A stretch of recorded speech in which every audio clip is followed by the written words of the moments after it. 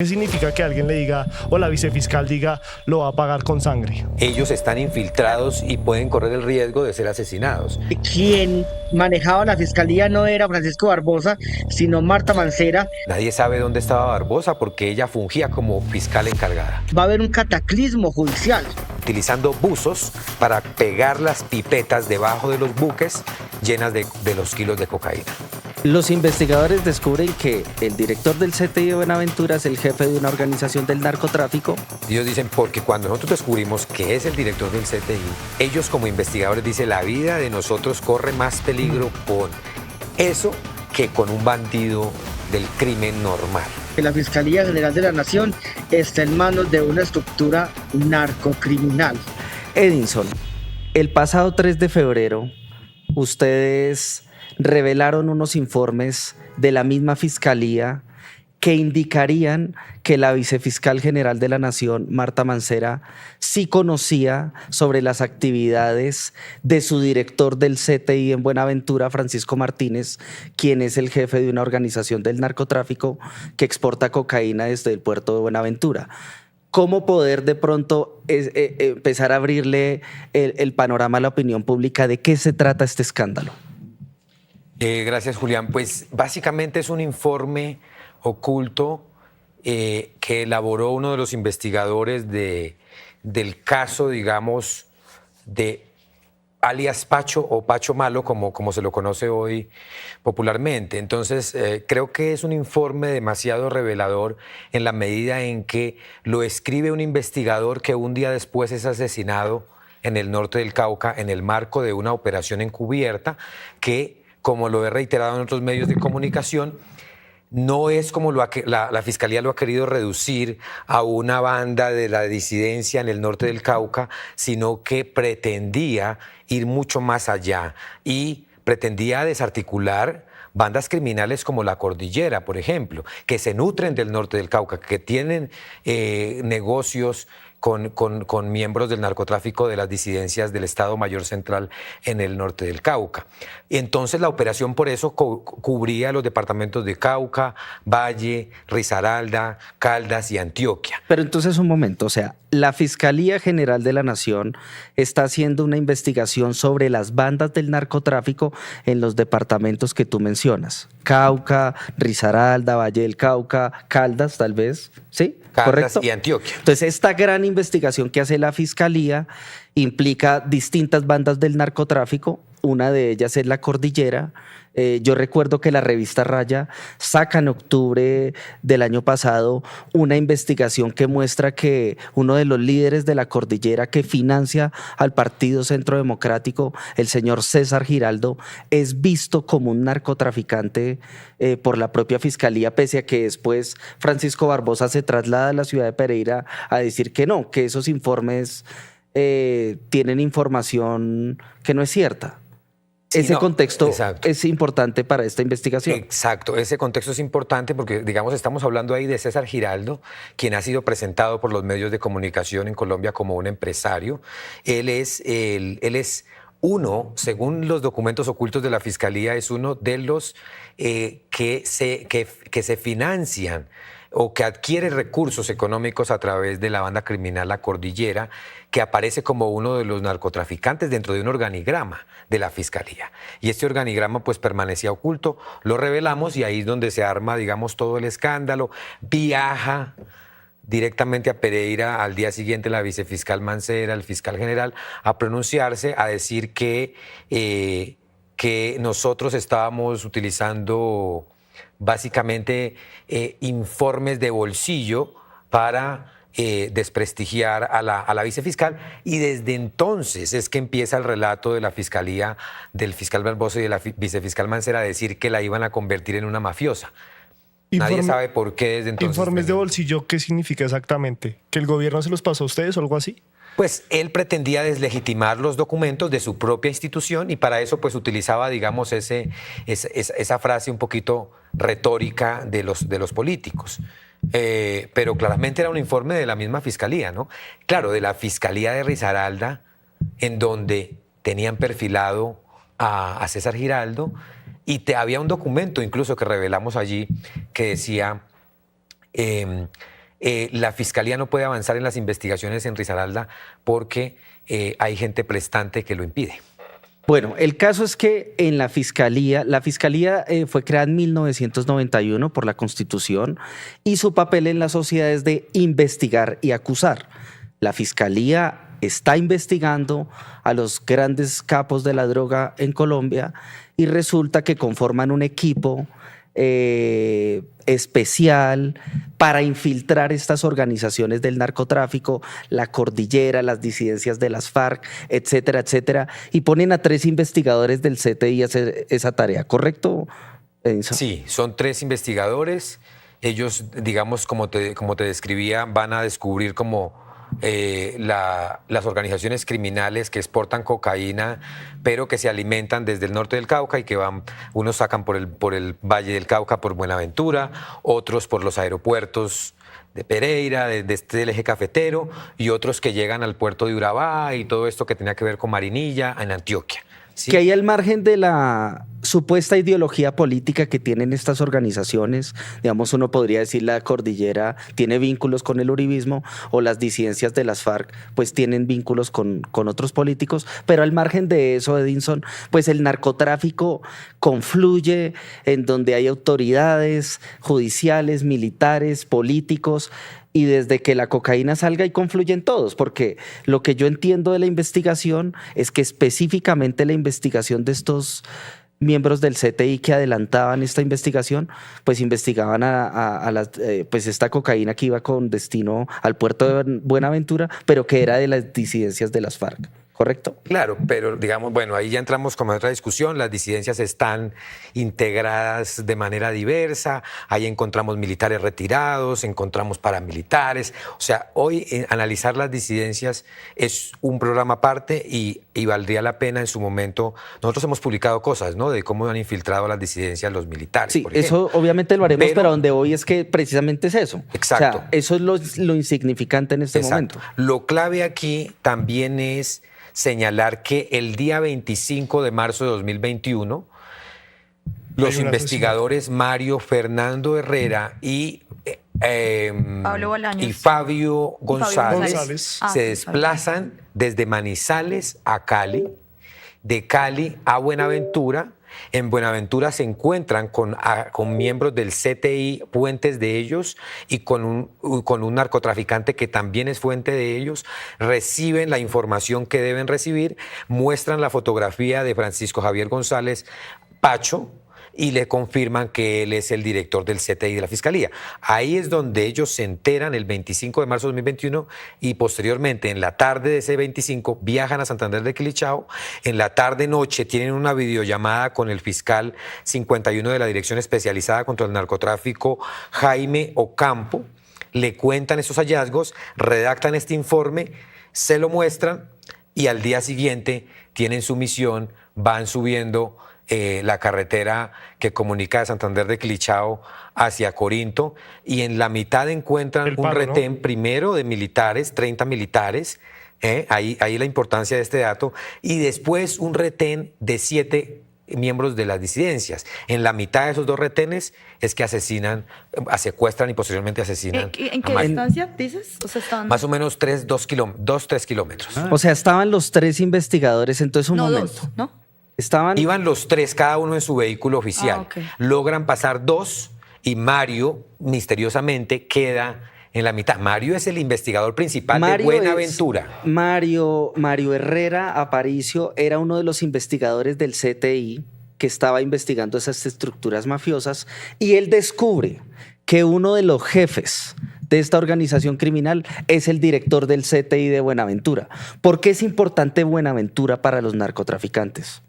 Pues esa es una salida histórica, estratégica de los carteles, y pues sale hacia Centroamérica, hablando de Guatemala, México, y hacia Europa también. Entonces, este señor descubre que el director del CTI de Buenaventura es parte de esta organización criminal, que es el señor Francisco Javier Martínez Ardila. Y es asesinado, ¿no? Un día Entonces, después él es el supuesto Pacho Malo, ¿correcto? Sí. Entonces, descubre que el 25 de marzo de 2021 hace este hallazgo Al otro día se desplaza al departamento del Cauca, que el departamento del Cauca pues maneja el 80% de la producción de estos estupefacientes y al otro día en un retén es asesinado ese investigador, ¿correcto? Asesinado, sí. ¿Por quién? Ahí todavía la fiscalía falta por esclarecer este asesinato, este crimen, porque, digamos, nuestra hipótesis de la investigación al final es que a Mario lo asesinan un día después de que redactara y se enterara de quién es Pacho y 15 días antes de que ellos empezaran a ejecutar la operación contra Pacho. Digamos, ahí me gustaría hacer un énfasis en qué propiamente actividades encontró que hacía Pacho Malo, el investigador Mario Herrera. En algunas de las entrevistas que ustedes han dado, hablan de que él era el que tenía el control para contaminar los containers que salían de Buenaventura.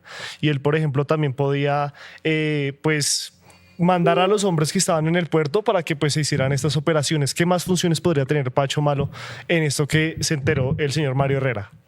Sí, ahí están los informes el informe detallado de los hechos, ¿no? Que es muy importante porque le da mucha veracidad a lo que han encontrado los investigadores, a lo que encontraron los investigadores hasta ese momento. Entonces, por ejemplo, abro comillas, dicen que él era el encargado de lidiar la contaminación de los buques y que en su negociación con los narcotraficantes que entregaron la información a los investigadores, agentes encubiertos, dice, por ejemplo, que el precio de cada kilo de cocaína oscila entre 8 y 9 millones, la montada en los containers y que se trabaja con un mínimo de 40 kilos y hasta 300 kilos aproximadamente. Y que incluso ahí, digamos, quizá más adelante podemos profundizar esto, pero es muy importante, en uno de los audios que revelamos de Víctor Forero, que es el enviado de la vicefiscal Marta Mancera, se dice, él le dice en voz alta al investigador, cuando pretenden borrar su nombre de los documentos oficiales, le dice, y él utiliza abusos también. Es decir, la operación de narcotráfico que se hace en el Pacífico es la misma que se hace los Pachenca en el Atlántico, utilizando buzos para pegar las pipetas debajo de los buques llenas de los kilos de cocaína.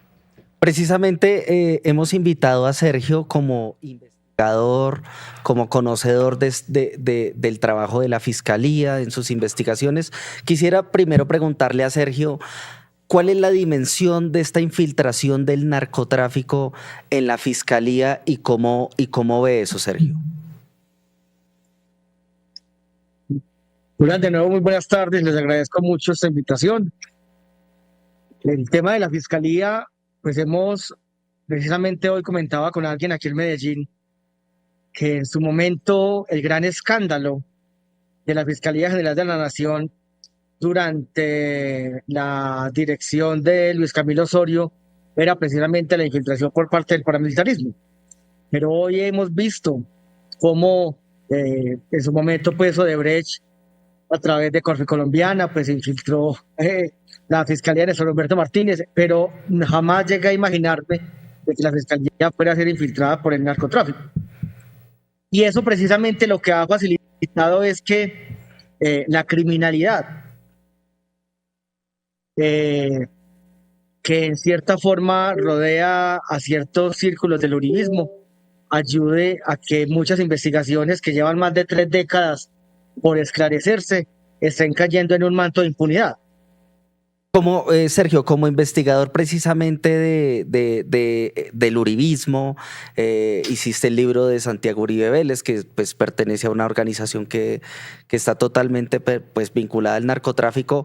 Precisamente, ¿cómo ves la Fiscalía de Barbosa con esa relación con el uribismo y por qué este sujeto llegó ahí, montó a Gabriel Jaimes, a Marta Mancera? ¿Cómo ves ese organigrama de la Fiscalía, Sergio?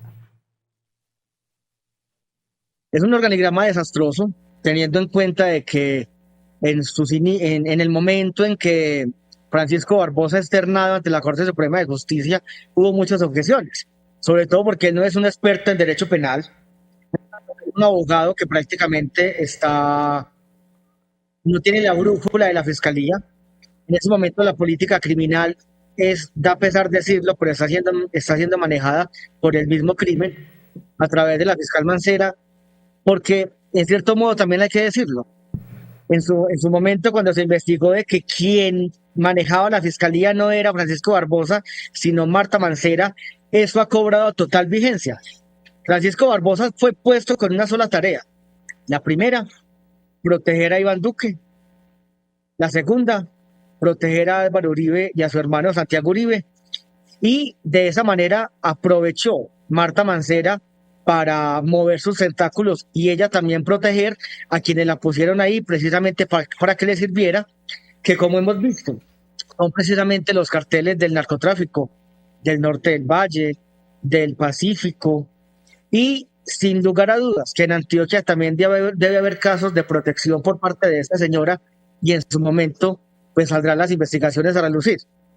Es una fiscalía desastrosa, teniendo en cuenta de que al no haber un fiscal general como Francisco Barbosa que dirigiera la política criminal, no se pudieron enfocar casos tan importantes para Antioquia como es la investigación por la masacre del Aro, por la masacre de La Granja, como el magnicidio de Jesús María Valle Jaramillo. Precisamente hoy nos levantamos con una noticia importante revelada por el periodista Daniel Coronel, y es que para terminar de dilatar el proceso de Álvaro Uribe por la manipulación de testigos, el fiscal a quien le asignaron el caso llama a Salvatore Mancuso para que presente una versión que en su momento la fiscalía pudo haberla pedido desde el mismo momento en que Gabriel Jaimes asumió esa investigación. Entonces, hay una operación sistemática para que haya una impunidad total en los casos que tienen que ver con la criminalidad y con el uribismo. De acuerdo. Edinson, volvamos al retén donde asesinan al investigador Mario Herrera. Al investigador lo asesinan y la fiscalía, es decir, Francisco Barbosa y Mancera, se trasladan a reunirse con los dos otros investigadores que quedaron vivos, es decir, el señor Fabio y el señor Pablo. ¿Ahí qué sucede? Ellos se trasladan a la ciudad de Cali y en la ciudad de Cali interrogan, bueno, primero Barbosa saluda a los dos investigadores sobrevivientes, le dice que cuenta con la institución, que con el respaldo de la vicefiscal Mancera, con el respaldo de la directora de Seguridad Ciudadana, y posteriormente la vicefiscal interroga a los investigadores de manera minuciosa para conocer todas sus actividades como agentes encubiertos. Precisamente ustedes en Raya publicaron esa prueba. Entonces yo quisiera que nuestros televidentes la vieran. Podríamos ver el BTR donde Francisco Barbosa participa en esta reunión. Por favor, a nuestro equipo de producción. Proceso, yo sé el trabajo que ustedes hacen y se lo manifesté al presidente, se lo manifesté al ministro de Defensa, se lo manifesté a las fuerzas militares, a todos los diferentes actores que llamaron a dar la solidaridad de cuente con la institución, cuente con nosotros, cuente con la señora vicefiscal, con el director seccional, con la delegada de Seguridad Ciudadana, con todo el cuerpo directivo. Bueno, ahí él está en Cali con los investigadores vivos. Él le manifiesta su solidaridad, pero en concreto, ¿qué pasa en esa reunión, Edinson? Sí, posteriormente la vicefiscal entonces los interroga y es cuando Fabio González, en entrevista con Raya, manifiesta que ellos le muestran la fotografía de Pacho y ella se sorprende al ver esa fotografía y es cuando cambia totalmente con los investigadores. Se sorprende porque sabe quién es Pacho, según los investigadores. Ahí hay un detalle y es que yo le consultaba también a Julián fuera de micrófonos y es que ellos primero se reúnen con la vicefiscal y con Barbosa y posteriormente se reúnen en privado con Mancera. Ellos dan unas razones, pero quisiera que usted pues las dijera con más prontitud de por qué, digamos, no se lo dijeron directamente a Francisco Barbosa el informe que tenían, si lo tenían pues ahí de frente. Pues porque, digamos, o sea, esta es una investigación que no es... O sea, ellos no iban a investigar a Pacho porque ya sabían quién era Pacho. Pacho se lo encuentran durante una macroinvestigación que ya estábamos diciendo al inicio, que es contra el narcotráfico. cuando ellos van a hacer sus operaciones encubiertas, tanto al norte del Cauca como a Valle, Cali, Buenaventura, ya encuentran el nombre Pacho aquí, Pacho acá, Pacho aquí. O sea, como que Claro. dicen ellos, Pacho nos picaba en todo lado, pero no sabíamos quién era Pacho. Entonces, cuando van a Buenaventura, Mario es el encargado de Valle del Cauca de Buenaventura. Ahí es donde se dan cuenta, mostrando la foto, que se trata de el director del CTI de Buenaventura, ¿ya? Y les cuentan además que Pacho contamina, que Pacho roba a veces droga para venderla a 3 Ofrece millones de pesos el portafolios de kilo. productos. El portafolio, exacto. Ese portafolio se lo da Pacho a un narco. Y el narco es fuente de los investigadores. Y además a su vez. además de sorprendida, Mancera les dice algo. Nos vemos mañana. Pero al otro día. en Manizales. Al otro día, Pero el ellos otro- están en Cali. El otro día ellos viajan con el féretro de Mario a Manizales, que es donde ellos tienen su base como agentes. Y en Manizales empieza toda la operación oscura para borrar el nombre de Sí, Pacho. dicen que, o sea, lo que yo tengo entendido es que Víctor Manuel Forero, que es el jefe de investigaciones de la Fiscalía Delegada para la Seguridad Territorial, que es además, creo que compañero sentimental de Luisa Fernando Bando, que es la fiscal delegada Sí. para la Seguridad Territorial y una funcionaria cercana a Mancera, va, los visita a los 2 otros agentes del CTI y les pide, cierto, que eliminen de su declaración la parte en donde mencionan a Pacho, ¿no? Sí, eso es lo que está en el audio que se ha revelado desde noviembre. Se reveló un fragmento y nosotros terminamos de revelar los otros apartes. ¿Qué dicen? Que uno de esos, Forero, dice que ellos no quieren que ellos detallen los detalles de sus investigaciones en ese informe, sino que quede general, de manera general. Un informe sencillito, dice por ahí. Exacto. Un informe sencillito que lo dicen luego, que es interesante también esa palabra, y que ellos no les gustaría que ese documento estuviera por ahí rodando, y que encontraran ese nombre de ese muchacho por allí. ¿Y cuál es la excusa? ¿Cómo proteger la investigación o qué? Dicen ellos Su que vida. ellos internamente se van a encargar de resolver Y, o sea, el tema de no Pacho. decírselo a Barbosa para ellos significaba que él pudiera pues estar dentro de esa red y podía peligrar su vida, y por eso confiaban en Mancera para decirle este informe, porque el conducto regular también era al juez pues encargado del proceso, ¿no? No. Víctor Forero va desde Bogotá a Manizales con la misión de borrar el nombre de Pacho del informe, de la declaración que los investigadores habían dado un día antes. Un día antes ellos dan una declaración jurada y mencionan todos los hallazgos del... ¿Con Mario Herrera vivo o muerto? Muerto. Estamos hablando ya del Ya después, sí. posentierro. Esto ya es después. O sea, el 25 redacta el informe, el 26 de marzo lo matan y estamos hablando El que esto es el 27, 27. ellos Se reúnen salen con Barbosa. escoltados de Corinto hacia Cali. El 28 llega Mancera a Cali Pero con con Barbosa, los entrevistan. El 29 salen con el féretro para Manizales. Y El 29 hay un velorio allá. Durante ese velorio eso es una película que ellos cuentan cómo sucede, cómo sacan del velorio al fiscal Ocampo, lo amedrentan en su momento. Pero todo esto es parte del testimonio reservado que ellos han entregado en su proceso, digamos, que tienen con el juez.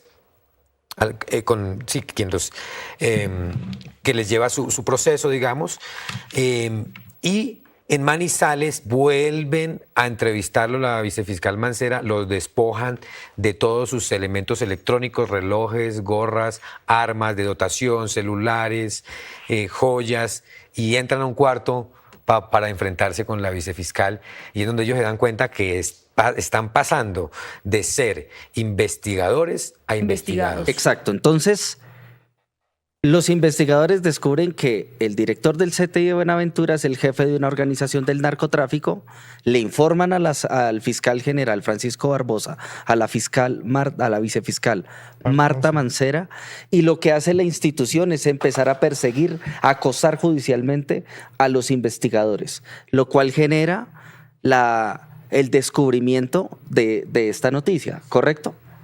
Sí, de acuerdo. hay como una persecución, dicen que hay una persecución laboral en su contra y también judicial, porque los trasladan como a regiones Exacto. lejanas y les abren un proceso por presunto concierto para delinquir con fines del narcotráfico, falsedad en documento público y fraude procesal, según tengo Sí, entendido. les abre la investigación. Claro, la vicefiscal intenta trasladarlos. No lo logra porque pues, son dos investigadores que vienen del DAS, es gente avesada en la investigación criminal y pues hay una frase interesante que dice Fabio y es, yo sé, o sea, ¿por qué ellos se interesan por Pacho Malo en su momento?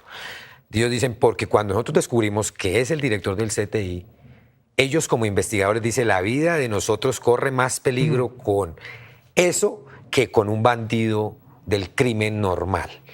El bandido de la institución sabe que nosotros somos agentes encubiertos. Por tanto, nos toca cogerlo a él primero que a los demás.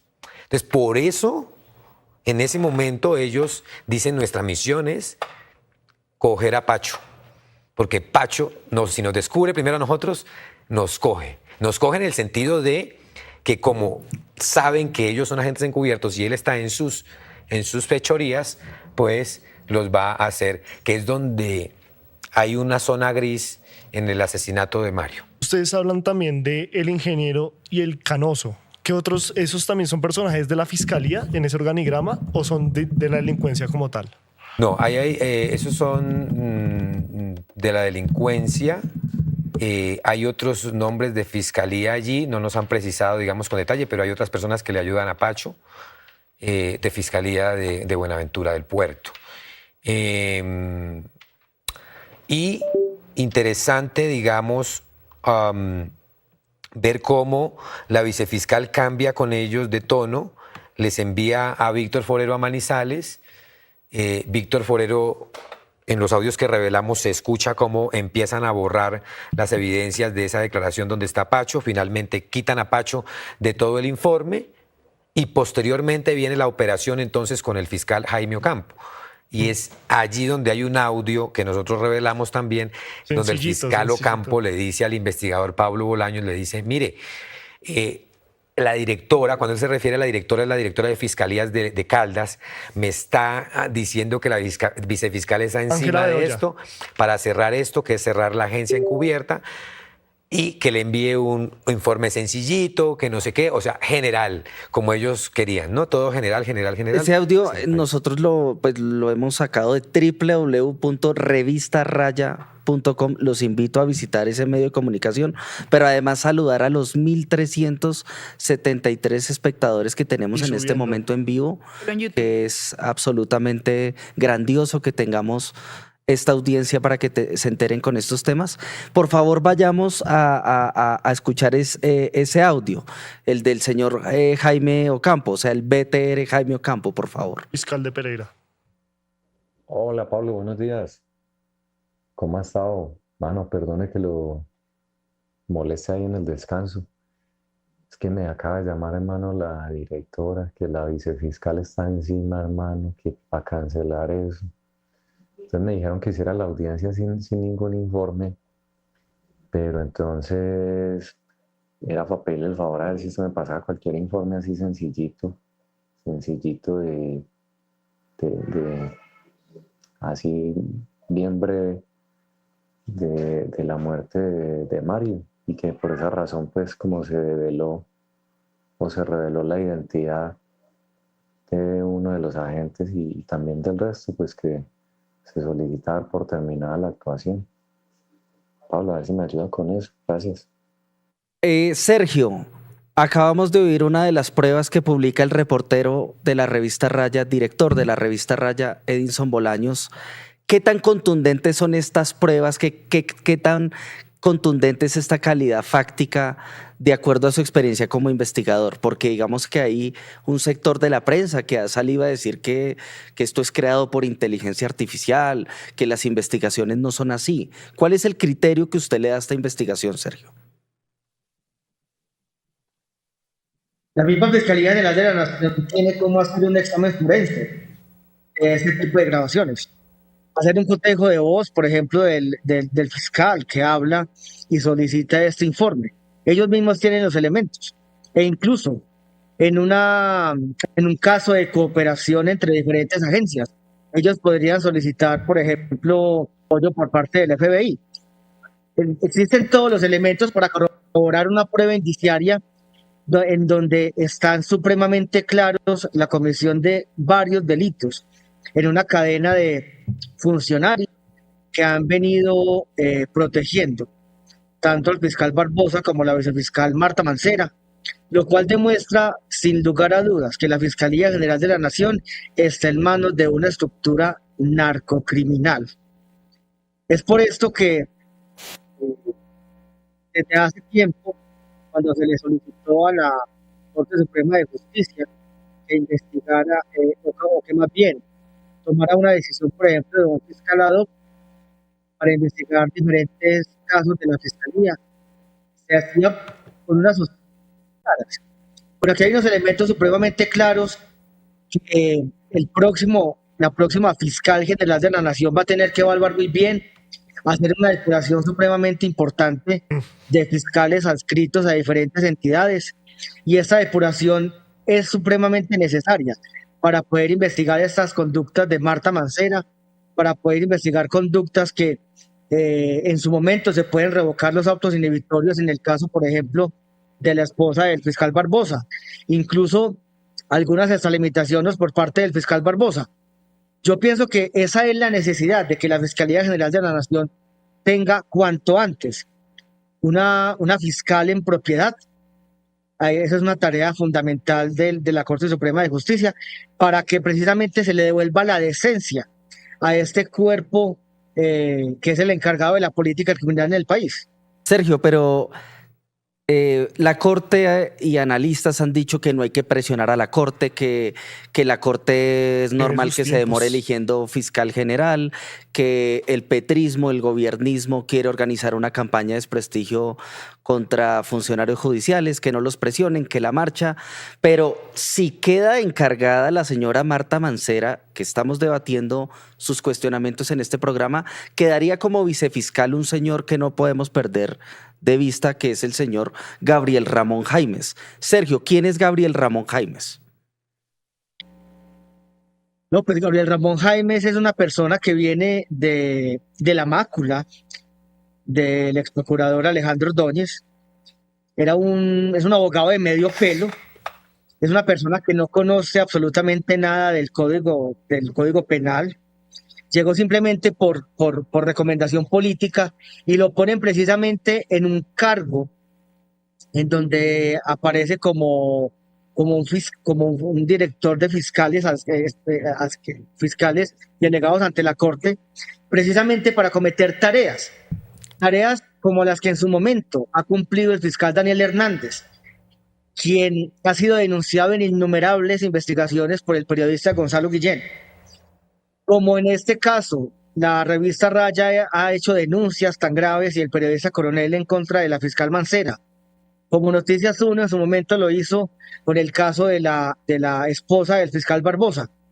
Entonces, el hecho de que esta dupla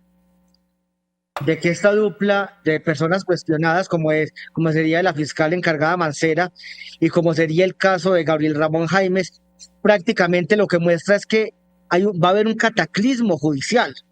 No hay una credibilidad en el cuerpo de investigación de la Fiscalía General de la Nación.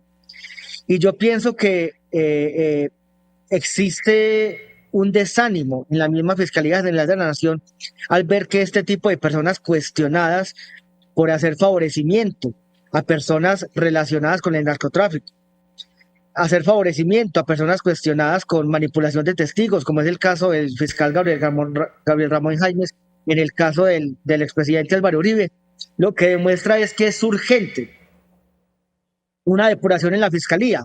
Y en su momento, como sucedió en el caso de Guatemala, si es necesario, la Presidencia de la República debe solicitar a las Naciones Unidas una comisión internacional para investigar todas estas estructuras criminales que se tomaron el Poder Judicial del país. Sergio acaba de dar un nombre clave que también aparece en esta investigación y es el de Daniel Hernández, porque cuando pues ellos los trasladan y pues empieza todo como este protocolo, por decirlo así, de Mancera para apartar los investigadores pues de este caso, los narcofiscales, llega todo el equipo desde Bogotá para reemplazarlos y tomar la investigación. ¿Qué papel, por ejemplo, cumple Daniel Hernández y cuándo aparece en esta historia? Es la vicefiscal Mancera la que emite una resolución para designar a Daniel Hernández el 30 de marzo de 2021 sobre el cadáver de Mario Herrera, lo dicen los investigadores. Sobre el cadáver de Mario Herrera emite una resolución la vicefiscal Mancera, designa a Daniel Hernández para que investigue a los investigadores por supuestamente robarse la coca de los narcotraficantes para venderla a ellos. Y curiosamente, como lo dice el investigador Fabio González, nadie sabe dónde estaba Barbosa porque ella fungía como fiscal encargada. Pero aquí hay algo muy importante y es que Daniel Hernández es el mismo fiscal de Odebrecht nombrado por el delincuente Luis Gustavo Moreno del cartel de la Toga, fiscal anticorrupción, para ser el investigador de Odebrecht, y Daniel Hernández es el que permite la fuga de los brasileños que estaban en Colombia vinculados al escándalo de Odebrecht. Paralelamente, Daniel Hernández también es el fiscal encargado de perseguir a los policías que lícitamente interceptaron al Ñeñe Hernández y que nosotros con Gonzalo Guillén en La Nueva Prensa sacamos el escándalo de la Ñeñe Política. Sacamos el escándalo de la Ñeñe Política y lo que hace la fiscalía es capturar a los policías que habían interceptado legalmente al Ñeñe Hernández. Sumado a esto, Daniel Hernández también está detrás de un montaje que se le ha hecho al periodista Gonzalo Guillén para vincularlo con unos sobornos con el empresario corrupto Carlos Matos. Daniel Hernández es la ficha de la fiscalía para perseguir a quienes verdaderamente están combatiendo la corrupción, ¿correcto? Sí, muy cercano, se dice dentro de las fuentes de la fiscalía, a la vicefiscal Mancera. Y a Néstor Humberto Martínez. Dicen que prácticamente Néstor Humberto Martínez es como una de sus marionetas, ¿no? ¿Cómo se dice? Su padrino. Su padrino. Yo quisiera retomar un poquito un tema que pues me parece bastante curioso y es lo que dijo Barbosa pues cuando se encontró con los dos investigadores, y es que decía que pues la cúpula militar, el Ministerio de Defensa y todos ellos iban a tener el apoyo pues para estos dos agentes.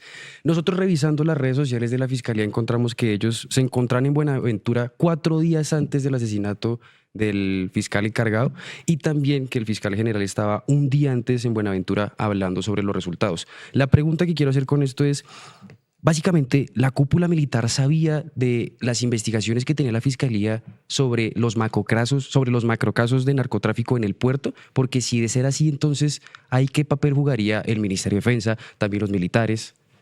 Sí, no, pero es decir, lo sabe el fiscal Ocampo, lo saben los investigadores encubiertos y lo sabe la cúpula alta de la Fiscalía. Eso no se puede filtrar porque es una así sí hay investigaciones de macrocasos que se hagan en el puerto. Exacto, porque es una investigación muy sensible, donde hay una información muy sensible, donde ellos están infiltrados y pueden correr el riesgo de ser asesinados. Entonces ahí es donde está el espacio gris en que no se sabe cómo se enteran de que quienes van en la caravana son agentes encubiertos y por eso descubren a Mario, lo secuestran, lo asesinan.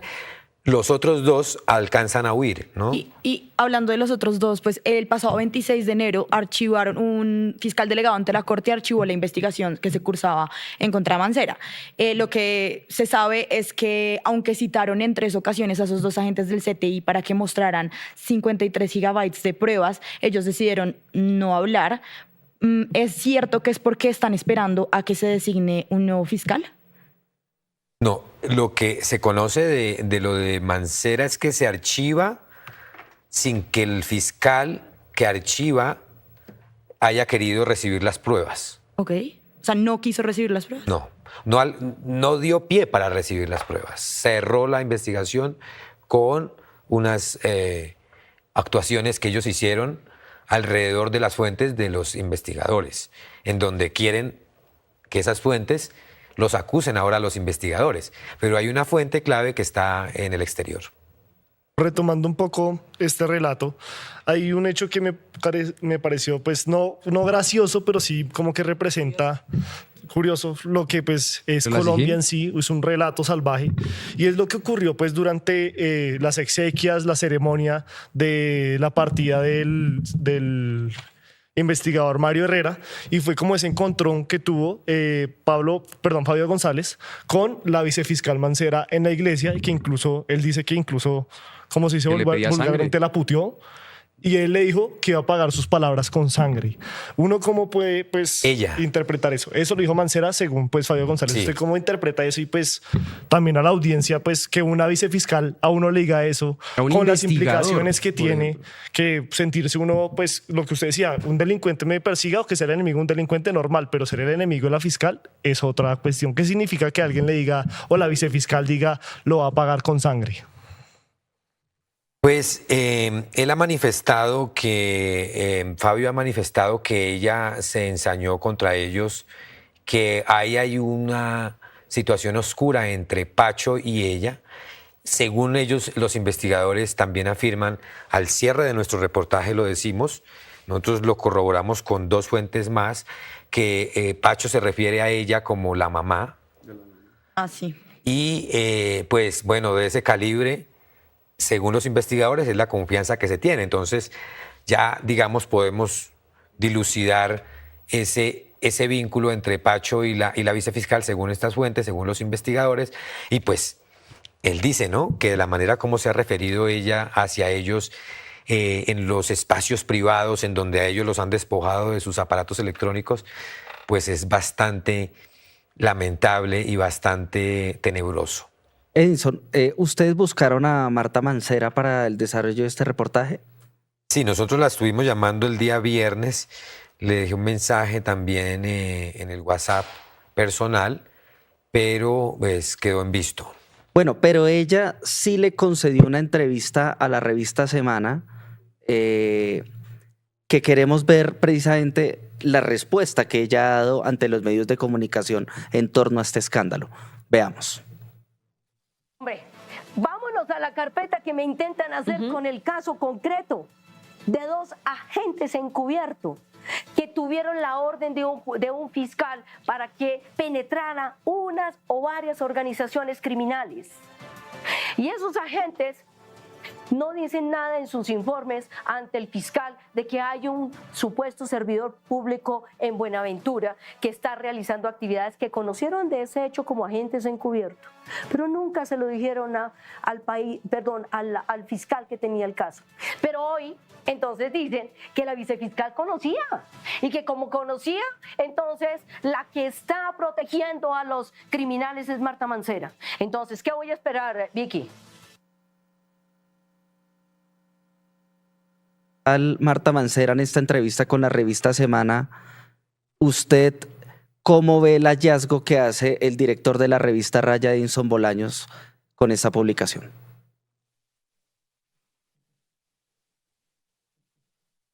Julián, innegablemente para conocer lo que ha sido la Fiscalía General de la Nación durante estos 4 años, los periodistas hemos tenido que acudir a las filtraciones.